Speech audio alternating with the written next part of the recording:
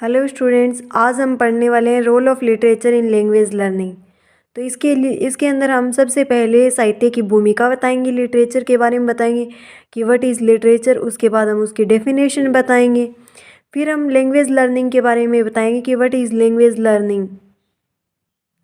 Language learning के बारे में बताने के बाद हम इम्पोर्टेंस ऑफ लिटरेचर बताएंगे कि लिटरेचर की महत्व क्या है। फिर उसके बाद हम भाषा अधिगम में साहित्य की भूमिका बताएंगे कि लैंग्वेज लर्निंग में लिटरेचर की क्या रोल है। उसके हम पॉइंट्स बताएंगे। फर्स्ट इज साहित्य पढ़ने और सुनने वाले को आनंद प्रदान करता है। सेकंड इज साहित्य भाषा अधिगमकर्ताओं के लिए अनुभवों का निर्माण करता है। इसके अंदर क्या है कि जो लर्नर्स होते हैं उनको साहित्य पढ़ने से अनुभव मिलते हैं, संस्कृति के बारे में जानकारी मिलती है, इतिहास के बारे में जानकारी मिलती है। थर्ड इज साहित्य चिंतन कौशल का विकास करता है कि लिटरेचर से क्या है कि हमारी जो चिंतन कौशल है वो बढ़ता है। फोर्थ इज साहित्य भाषा कलाओं के क्षेत्र को विकसित करता है। इसके द्वारा कहानी, जो नोवेल, पोइट्री, इनका विकास होता है। फिफ्थ इज साहित्य से विद्यार्थी अपनी समस्याओं का समाधान करना सीख जाते हैं। सिक्स्थ, साहित्य करियर कंसेप्ट को स्थापित करने में सहायक है। साहित्य पाठ्यक्रम को एकीकृत करता है। साहित्य पठन योग्यता व रुझान को विकसित करता है।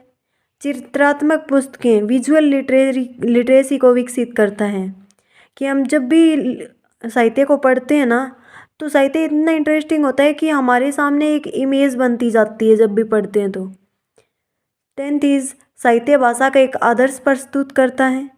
साहित्य से आलोचनात्मक चिंतन का विकास होता है कि जब भी हम लिटरेचर पढ़ते हैं तो हमारी जो क्रिटिकल थिंकिंग है वो डेवलप होती है।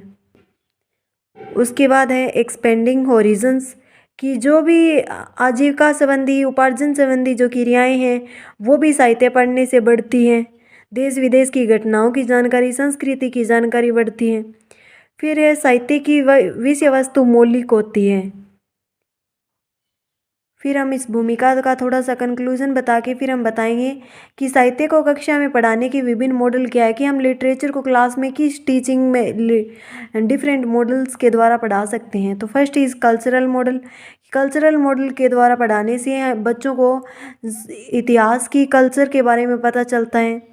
लैंग्वेज मॉडल, लैंग्वेज मॉडल जो है वो बहुत ज़्यादा इम्पोर्टेंट है लैंग्वेज लर्निंग में। फिर है द पर्सनल ग्रोथ मॉडल। इसके अंदर भी द पर्सनल ग्रोथ मॉडल में क्या है कि बच्चों को उनकी जो खुद के संवेग है, भावनाएं हैं, उनका ग्रोथ होता है लिटरेचर पढ़ने से। ये हमारा जो टॉपिक है वो आपको 16 मार्क्स के लिए इनफ रहेगा।